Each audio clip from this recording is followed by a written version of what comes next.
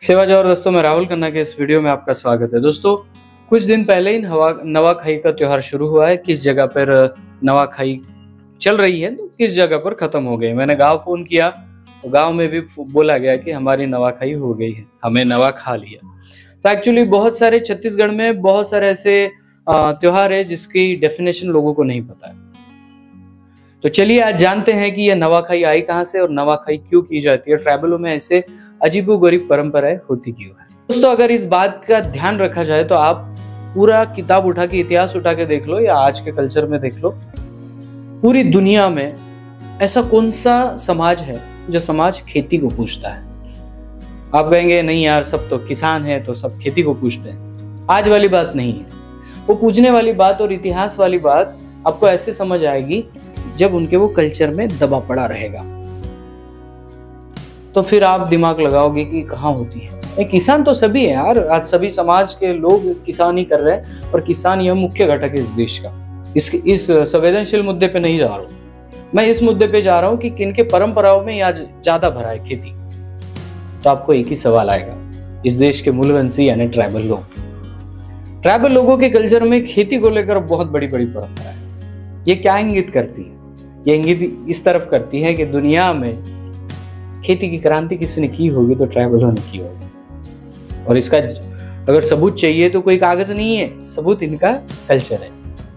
और इसी पंडुमों को हम जान सकते हैं। ट्राइबलों में आप देखेंगे तो जैसे ही जून महीना आ जाता है उनके खेती के काम शुरू हो जाते हैं, यानी शादियां रुक जाती है। शादियां जैसे पर्व फिर नहीं किए जाते। उनमें से फिर आता है हरेली पंडुम में अपने औजारों को देखा जाता है। जैसे कि हरेली पंडुम में कुछ नियम है। हल चला के देखते हैं, घर के सांद बड़े में कहीं पे भी हल जो पड़ा था 2-4 महीने वैसे ही उसको लाया जाता है, बैलों को लाया जाता है और बैलों के साथ उस हल को चला के देखा जाता है। और ये कंफर्म किया जाता है कि हल बराबर है, इससे खेती हो सकती है। अगर ये हल बराबर नहीं है तो खेती नहीं हो सकेगी। तो फिर जाओ और उसको बना के लाओ, रिपेयर करके लाओ।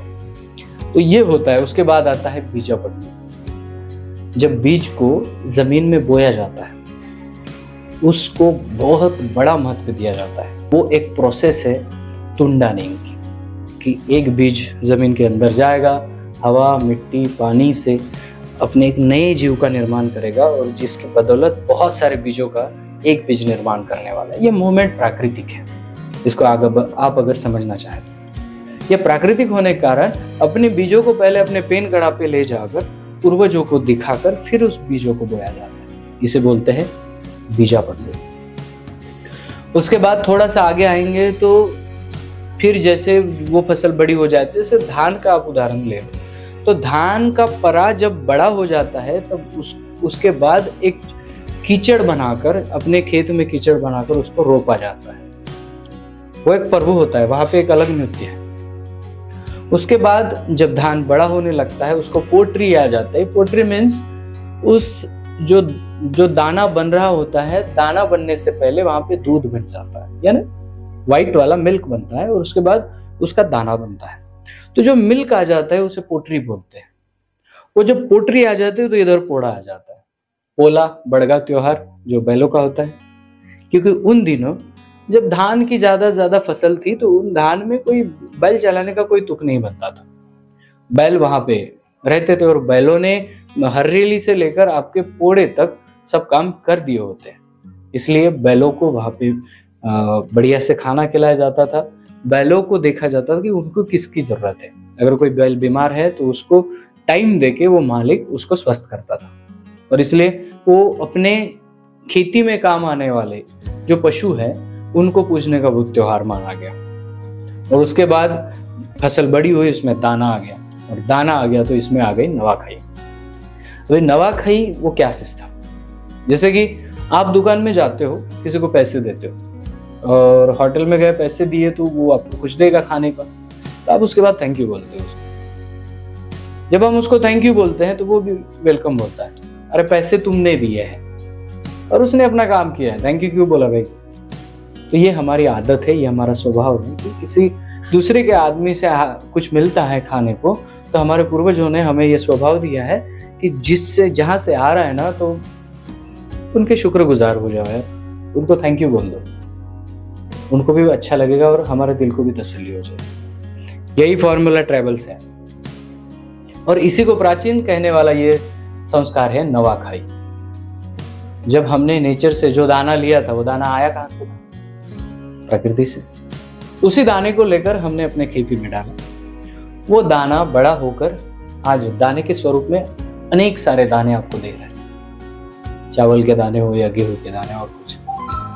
तो चावल के दाने आपको वो दे रहा है, तो सबसे पहला हक बनता है आपका कि आप इस प्रकृति को थैंक यू कहें। और इसलिए सब लोग उस दाने को सबसे पहले प्रकृति को भेंट चढ़ाते हैं। इसे बोलते हैं नवाखाई। और जब तक ये नेंग नहीं होता तब तक कोई गोंगो नहीं होता, या उस अनाज को वो आदमी खा ही नहीं सकता। यही बात आम के पेड़ के जैसी है। आम में जैसे मोहर आ गया उसकी निगरानी शुरू हो जाती है। जैसे आम में फल आया तो सबसे पहले आम पंडुम, मरका पंडुम किए बिना आम को हाथ नहीं लगाते। और पंडुम कब करते हैं? जब उसमें बीज बन जाता है। याद रखना, ट्राइबलों का एक महत्वपूर्ण नियम है कि बीज से, जब तक बीज नहीं बनता तब तक उस फसल को वो तोड़ते नहीं है।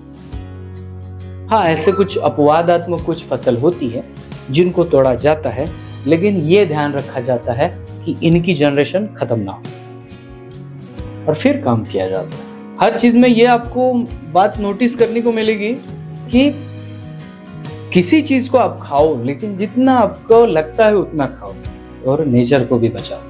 आपके घर में बैंगन का पौधा हो या कोई बेल, वो दिवाली के टाइम में बहुत सारे सब्जियां हमें देती है।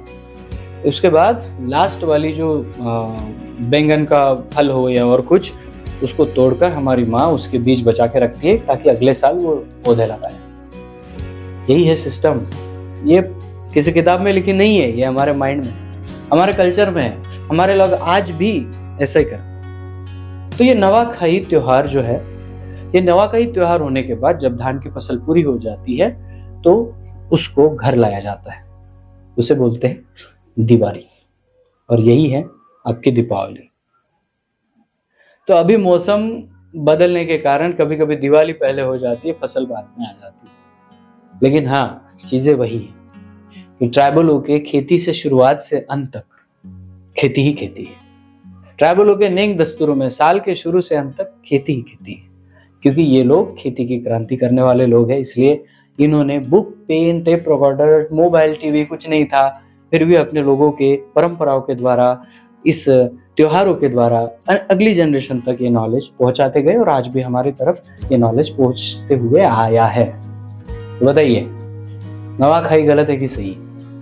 कई कई जगह पे कन्ना का मड़ावी, सोयाम, ऐसे जो भी सरनेम है आपका, उनका परिवार मिलके खाता है। कई कई जगह पे अपनी नवाखाई हो गई तो फिर सामूहिक तरीके से खाते हैं। मैंने बहुत सारे वीडियो डाल दिए हैं, छत्तीसगढ़ में मैं घूम चुका हूँ। सामूहिक भी नवाखाई करते हैं और अपने जो पिरसा पेन है, फड़ा पेन है, जो भी पेन है, उनको सेवामान करते हैं, धन्यवाद देते हैं कि आपकी वजह से हमें ये दाने मिले। और ये प्रकृति का पहला थैंक यू है। उसके बाद फिर जैसे फसल घर में आती है, और जब बार्टर सिस्टम थी, वस्तु विनिमय पद्धति थी, तब पैसा नहीं था, तब वही धान उनको साल भर चलाता था।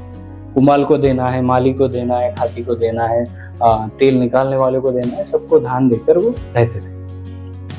और फिर उसके बाद जब होली त्योहार आता है, वहां से शादियां शुरू होती है।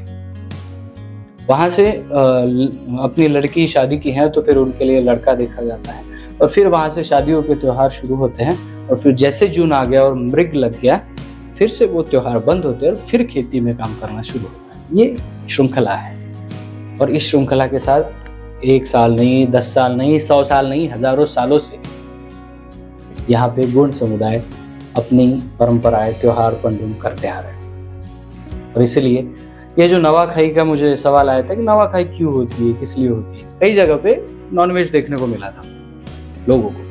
अगर आपको नवाखाई में कहीं पे नॉनवेज देखने को मिला है, या फिर आपको ये सवाल है कि नॉनवेज खाते ही क्यों हैं, तो मेरा बलि प्रथा का एक वीडियो है, उसको जाके देख लीजिए। सर्च करिए बलि प्रथा विद राहुल खन्ना के, अब वो वीडियो देख लीजिए। उसके बाद आपका कुछ डाउट रहे तो मैं क्लियर कर दूँ। तो कहने का तात्पर्य यह है कि प्रकृति का पहला थैंक यू ये नवाखाई के द्वारा किया जाता है, और पूरे कल्चर में इनके खेती है। इसलिए ट्राइबल आदमी जमीन को महत्व देता है। जल, जंगल, ज़मीन और जल और जंगल की अहमियत किसी और वीडियो में आपको समझाऊंगा। दोस्तों, जाते जाते कुछ कहना चाहूँगा। मेरे कुछ बुक्स है जिसको मैंने प्रकाशित किया। भारतीय सभ्यता कौन सी, दिवाली का प्राचीन महत्व, डरावनी परंपरा, ऐसे बहुत सारे बुक्स मैंने पब्लिश किए जिसके लिंक मेरे वीडियो के डिस्क्रिप्शन में। जो भी ई बुक चाहिए जाइए डाउनलोड करिए, सीधे मोबाइल में आ जाएगा। पढ़िए, आनंद उठाइए और अपने हिस्ट्री को जानते रहिए। मिलते हैं अगले वीडियो अगले टॉपिक के साथ। तब तक के लिए जय सेवा, जय जोहार, जय आदिवासी, जय गुरुनानक, जय।